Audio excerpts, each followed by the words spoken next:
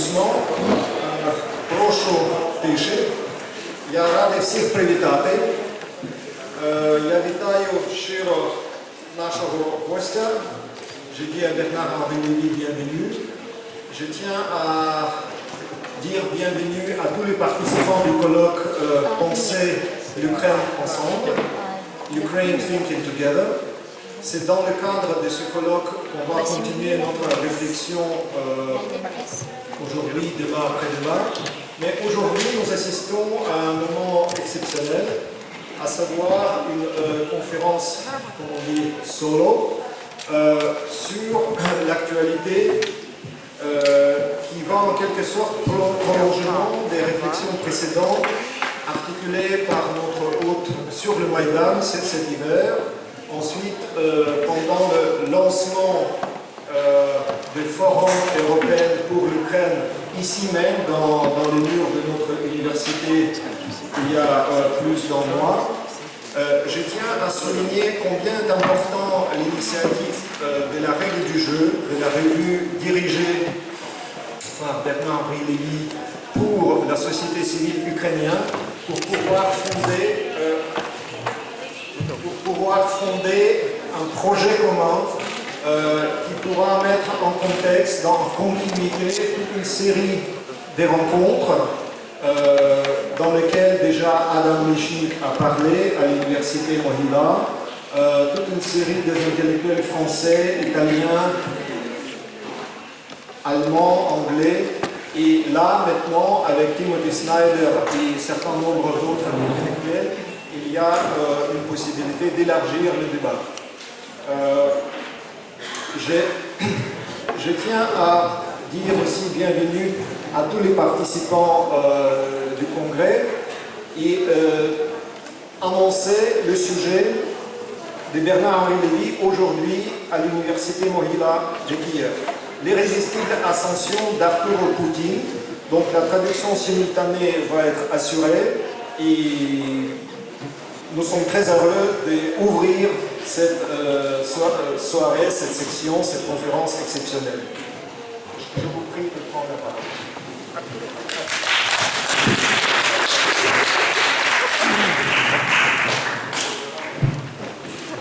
Moi, je voudrais commencer par rendre hommage à Pavel Yourov et à Denis Grishkou, qui sont tous les deux pris en otage par les miliciens, nous ne savons pas d'ailleurs par qui, mais probablement par des miliciens russes ou ce qu'on appelle des miliciens pro-russes.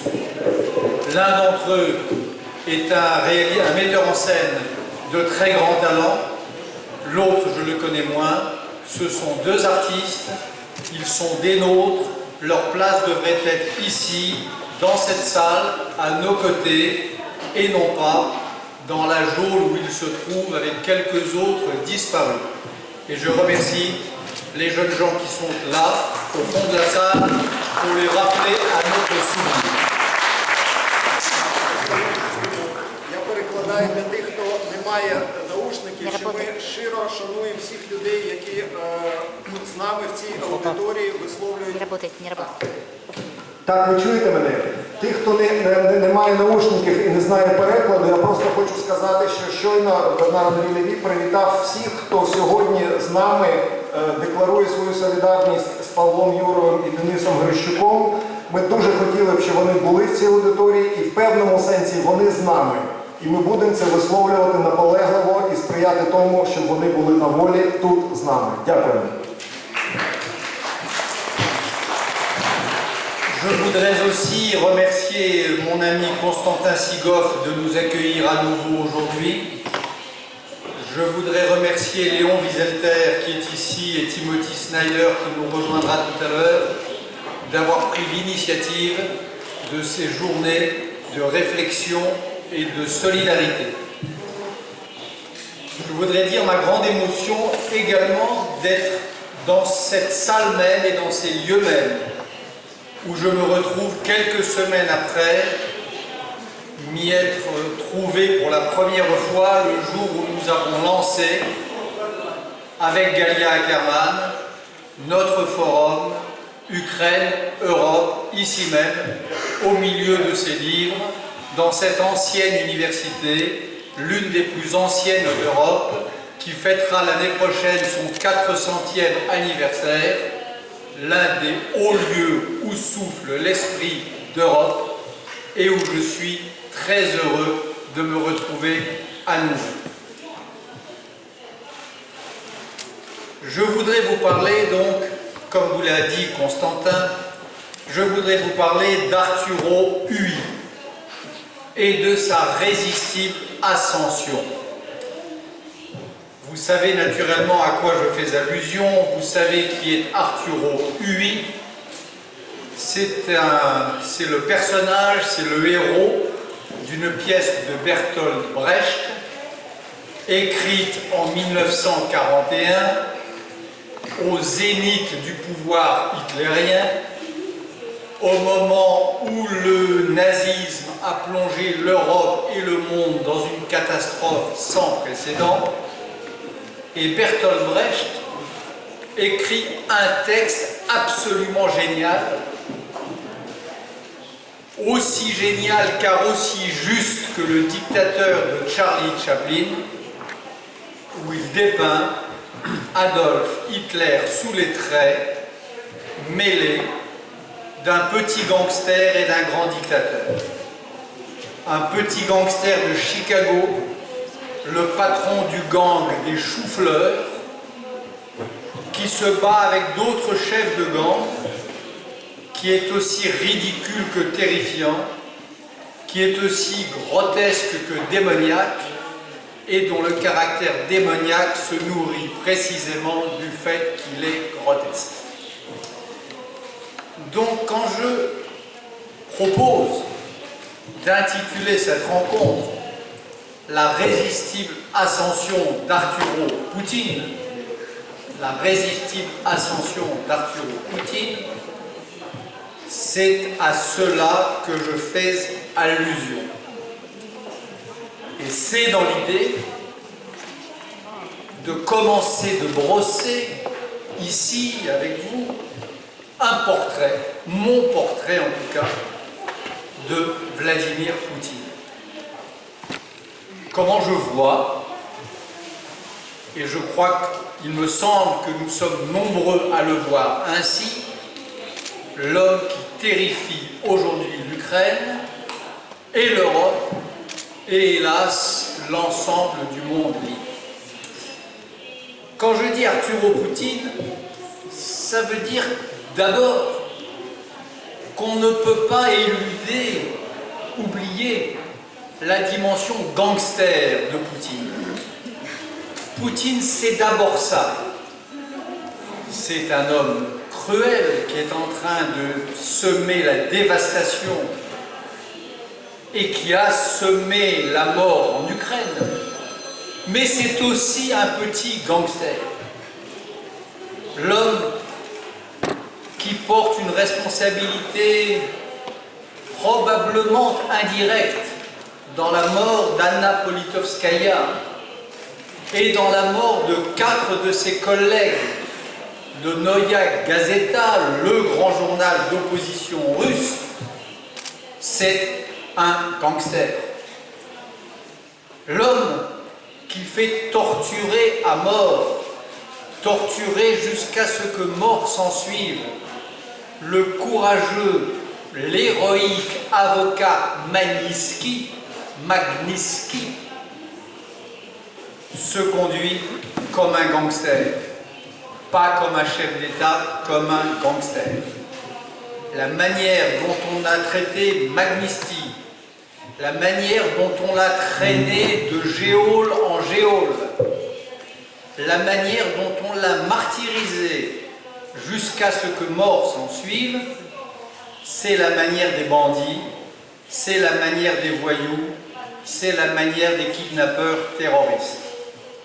Poutine, qu'on le veuille ou non, et je ne fais pas ici de polémique, l'assassin de Magnitsky, c'est un gangster, c'est un Arturo Ui. Ici même en Ukraine, vous avez vu de près, vous avez senti le mufle de la bête gangster. Le président en fuite, Yanukovych, celui qui lâchait ses chiens, ses milices contre le peuple du Maïdan, celui qui instrumentalisait ou tentait d'instrumentaliser l'extrême droite contre les démocrates insurgés, celui dont on a découvert l'immense fortune qu'il avait amassée, il se conduisait comme un gangster. Donc il y a un climat de gangstérisme, un climat d'arthuroïsme qui flotte autour de tous ces gens. La façon dont Poutine a éliminé, après s'être servi d'eux, la plupart de ces grands oligarques exilés à Londres, enfermés au goulag, assassinés au polonium, c'était pas un oligarque, mais ça procède de la même nuit des longs couteaux larvés sur longue durée, c'est encore du gangstérisme. Et quand l'un des grands dignitaires du régime, Vladislav Surkov, dit dans une interview qu'être sur la liste noire des démocraties, qu'être désigné comme une persona non grata au titre des sanctions et notamment du Magnitsky Act est un honneur pour lui. Il parle, lui aussi, l'un des plus proches conseillers de Poutine, il parle comme un voyou, il parle comme un gangster. C'est une chose, je crois, que l'on oublie trop souvent en Europe quand on traite avec Poutine. Quand on l'invite dans les cérémonies les plus officielles, quand on hésite à le sanctionner, on oublie cette dimension de gangstérisme qui caractérise l'ensemble de son itinéraire politique et notamment ses dernières péripéties. Alors Arturo, c'est un gangster, mais c'est aussi Hitler. Je sais qu'il y a une polémique un peu partout sur cette réduction ad Hitlerum. On a parlé latin dans cette université jusqu'au siècle dernier. On peut se permettre ce latinisme-là. D'autant que l'auteur en est un grand philosophe juif américain, Léo Strauss. Il y a une polémique sur cette réduction ad Hitlerum. Est-ce qu'on doit ou pas réduire à, comparer à, rapporter à Hitler le phénomène Poutine? Bien sûr que non. Bien sûr que Poutine, c'est pas Hitler. Bien sûr que les identifier l'un à l'autre serait une profanation pour les victimes de l'hitlérisme. Et heureusement, il n'y a pas eu d'Hitler avant Hitler et j'espère de toute mon âme qu'il n'y en aura pas après.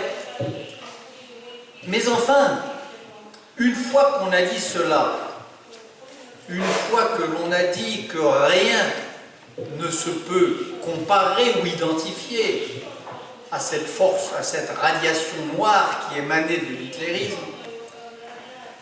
tout de même, on ne peut pas donner complètement tort à Hillary Clinton lorsqu'elle dit que si tout ça semble familier, c'est que ça rappelle l'hitlérisme. On ne peut pas donner tout à fait tort au prince Schwarzenberg qui, depuis sa haute civilisation, sa haute culture de grand Européen tchèque, sent lui aussi quelque chose qui lui rappelle un passé qui n'a pas passé.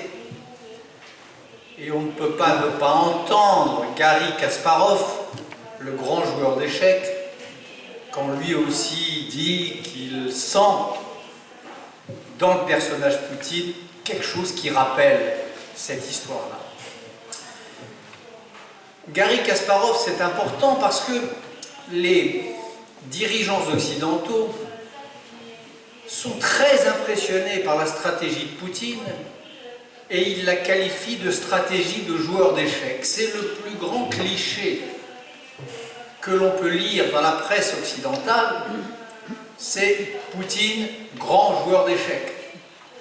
En particulier, stratégie de Poutine s'inspirant de la défense Alekhine, ce grand joueur d'échecs russe, puis américain, je crois, mort à peu près au moment où Bertolt Brecht écrivait La résistible ascension d'Arturo Ui, et qui a inventé ce mode de défense extraordinaire qui lui a fait gagner 2 grandes parties, être champion du monde à 2 reprises.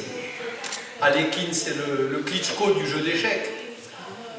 Eh bien, quand on dit de Poutine qu'il est un grand joueur d'échecs ou qu'il est un adepte de la défense Alekhine, je pense que c'est faire injure au jeu d'échecs, que c'est faire injure au grand Alekhine, qui a joué avec Trotsky en 1921, qui l'a battu et qui a remporté tant d'autres matchs d'échecs difficiles. Poutine, c'est pas Alekhine. Poutine, c'est pas un joueur d'échecs. Et cette métaphore, cette image du grand joueur d'échecs, je crois qu'elle est là pour cacher autre chose de beaucoup plus trivial et peut-être de beaucoup plus indicible ou de moins facile à dire pour nos dirigeants. C'est que ce à quoi ressemble la stratégie de Poutine, sa stratégie de politique internationale, ben écoutez, qu'on le veuille ou non, c'est la stratégie de politique internationale à laquelle a pensé Hillary Clinton, Kasparov, Schwarzenberg, c'est-à-dire la stratégie d'Hitler. Prenez les 3 séquences.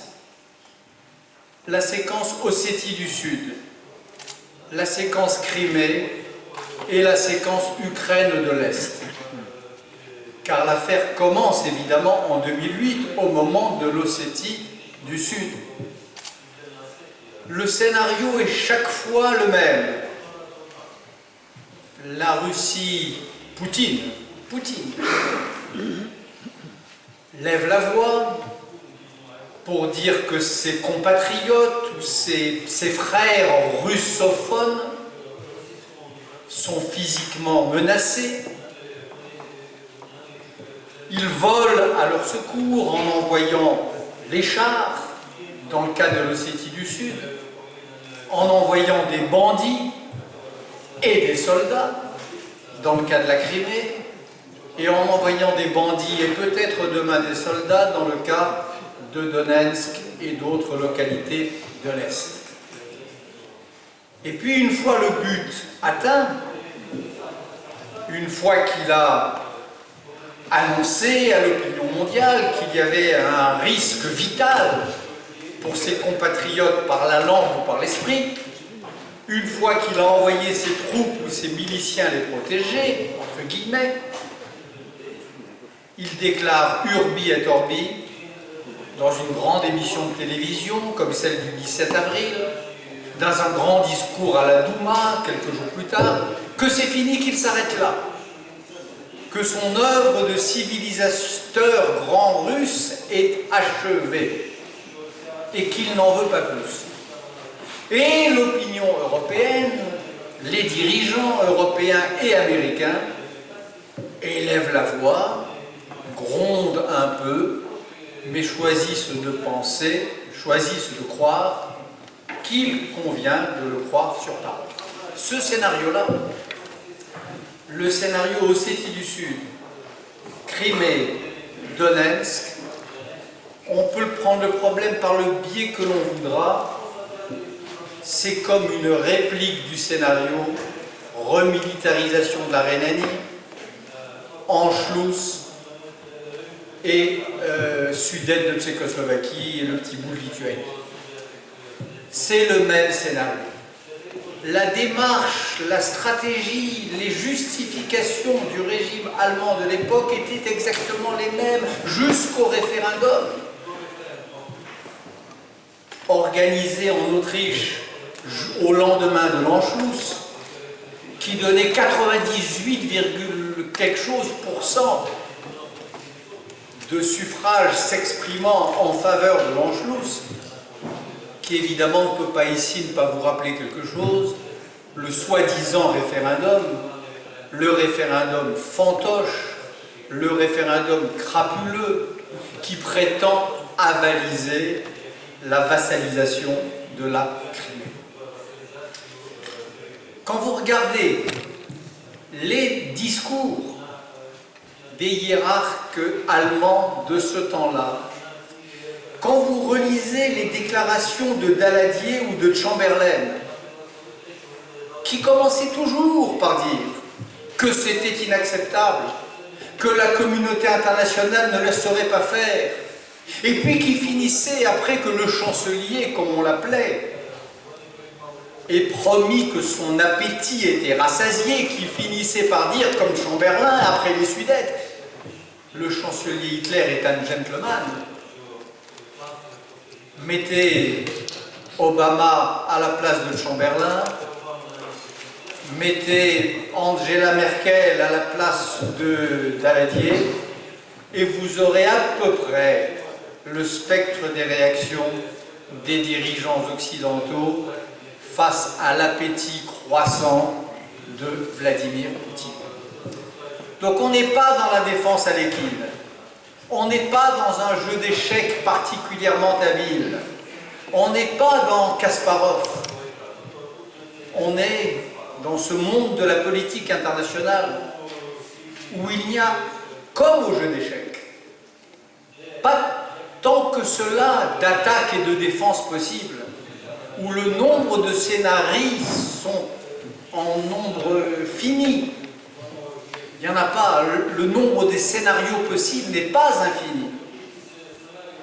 Il y en a quelques-uns. Les polémologues savent à peu près, depuis Frédéric le Grand jusqu'à Clausewitz ou aux théoriciens de la guerre moderne, il y a un nombre fini de stratégies géopolitiques.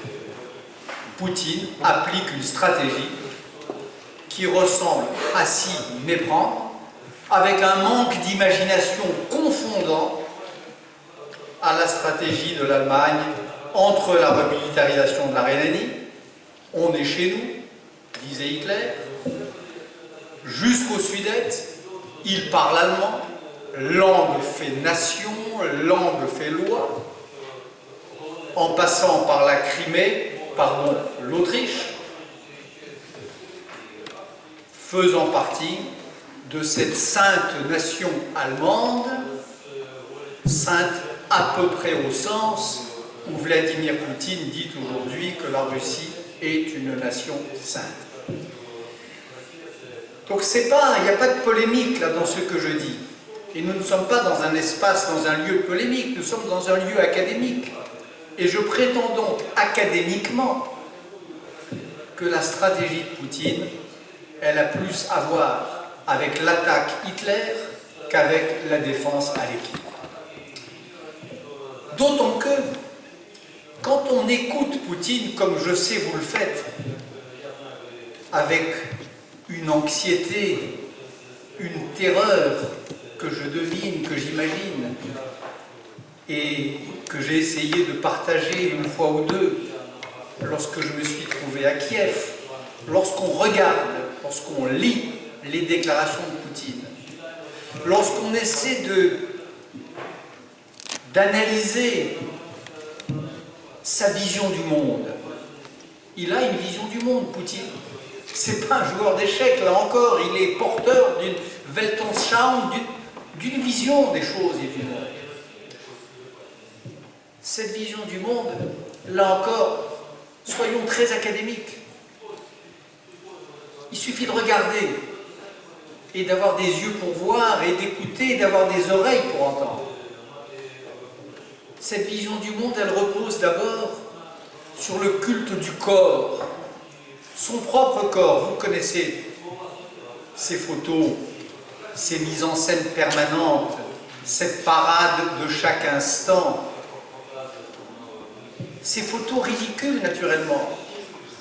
Mais enfin, ni plus ni moins ridicules que ne l'étaient les mêmes photos. Et on pourrait les superposer de Mussolini à la fin des années 20 et au début des années 30.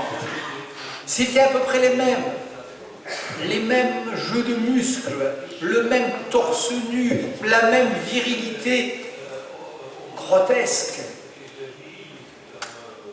Le culte du corps, le culte de la force dans les relations internationales, l'idée articulée par les idéologues qui entourent Poutine et par Poutine lui-même, que la langue fait nation, mais que la force fait loi. L'idée que la loi internationale, le droit, peut être une arme dans la panoplie, peut être un argument dans la rhétorique, mais que c'est un argument pervers que l'on retourne contre ses auteurs.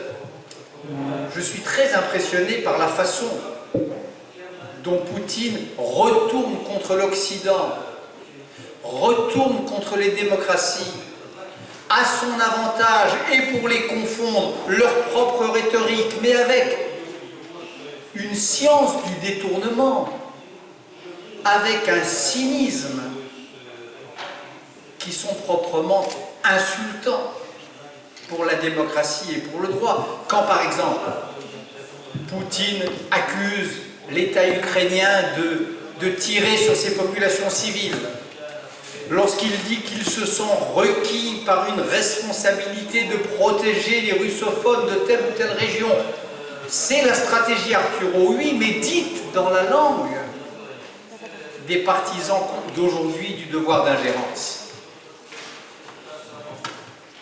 Cette façon de renverser l'argumentaire, cette façon de retourner l'arme du droit et l'arme de la loi au profit de la barbarie et contre les Ukrainiens fait partie de la rhétorique poutinienne et de sa stratégie Arturo, lui. Le culte du corps, le culte de la force, cet usage détourné, cet usage pervers du droit, les lois qui sont passées l'année dernière en Russie sur l'homosexualité, je pense que le monde n'y a pas prêté suffisamment attention ou n'a pas su déchiffrer le sens qu'elles avaient.